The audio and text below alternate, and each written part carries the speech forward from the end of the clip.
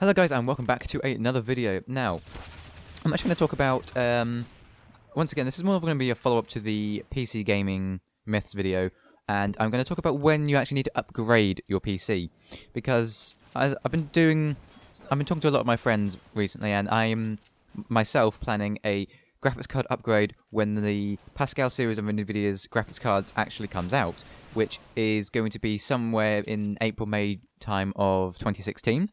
So I've been running my 760 since it came out, really, just not long after it came out. I think it was about half a year to a year after it actually came out. So the 900 series was only just releasing at this moment in time, and I've been running my card, playing games like Battlefield, even Battlefield 3, Battlefield 4, Counter-Strike. I played a lot of on this card. I played a lot of, I think Metro Last Light I actually finished up playing on this card as well. But I still play the Star Wars Battlefront, which is an amazing looking game. I run that on a mixture of high and ultra settings with my 2500K.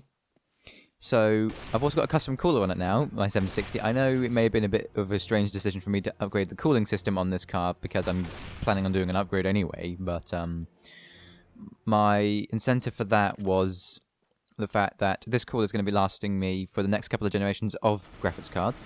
And as I said, with my upgrade path on graphics cards, I would go buy into a generation. So for me, I bought originally into the 500 series. So the GTX 560 Ti was my original graphics card. I then upgraded to 560 Ti SLI, and then a year and a half after that, I upgraded to the 700 series. So I do a 2-generation jump, meaning I go 500 to 700. I didn't go into the 600. I'm going to go from 700 to... I'm going to go for 700, I'm going to skip the 900 and go for whatever comes after the 900, whether it be the 10,000 series or whatever NVIDIA's going to call them. And the most important part of a computer is the graphics card, really. That's going to be what's playing your games and rendering the pixels. Now, I run a Core i5 2500K on a P68 motherboard, or Asus P67 chipset motherboard, I think it is. So it's an older motherboard, and it's an older processor. But the processor, modern processors aren't advancing nearly as much as modern graphics cards are. So my main point of upgrade is the graphics card. I mean, my 2500K won't be bottlenecking a new graphics card.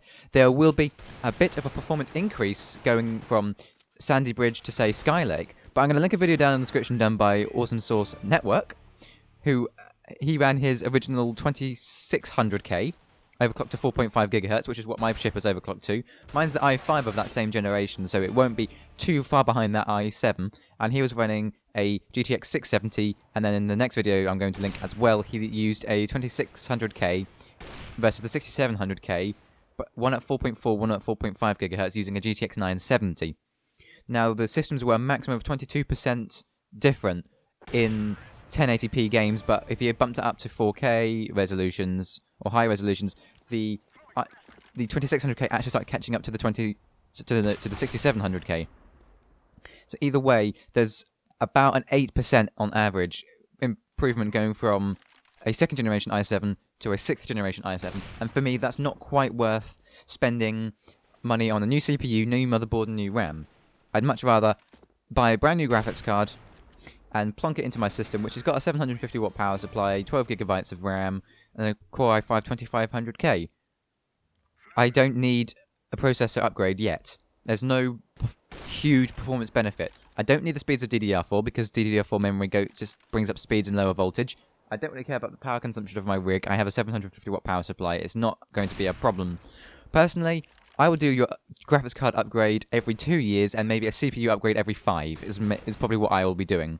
So when I see real big leaps and gains in the CPU market, I will jump from Sandy Bridge to whatever Intel's next, or that generation of CPU actually is. That is what I will plan to do. Because until I see big performance increases in the CPU performance, then it might be worth it to me. So people who are buying like 3rd generation i5s and stuff now, it's still a good processor. The 2500K is still a great chip. Mine's got overclocked to 4.5 gigahertz on 1.3 volts. I think it's 1.32 volts. And I got a a 240mm radiator on that chip. You don't need a 240mm all-in-one liquid cooler. I had a Corsair A50 air cooler or a Hyper 212 Evo, which is the equivalent. Will perfectly be able to get that chip to overclock. You don't need to be buying the latest and greatest. So I would say get the best graphics card you can afford with the CPU you've got. If you've got an Intel chip, then you're going to last a lot longer than the AMD processors. AMD processors are going to be a bit behind the Intel chips, and most of AMD's new generation of chips are actually coming out in 2016 as well. So that's what I think about upgrading your graphics card. As I said, the video will be linked down in the description if you want to check that out. Anyway guys, I thank you for watching. Please comment, rate and subscribe. I will be bringing you some Star Wars Battlefront in the future as well.